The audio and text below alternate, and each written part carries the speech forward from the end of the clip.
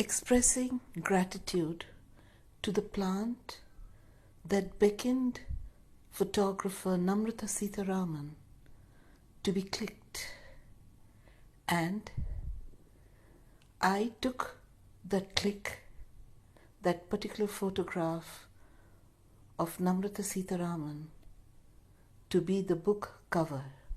So today, when I physically received the books, Namrata and myself, we went to the plant and expressed our gratitude to this benevolent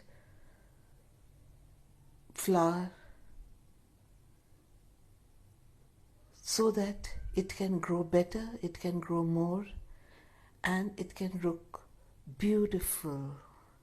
The birds of paradise dances on my book cover, the three graces: wit, wisdom, and wonder.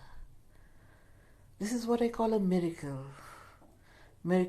of real things becoming pictures, and pictures becoming legacy of poetry.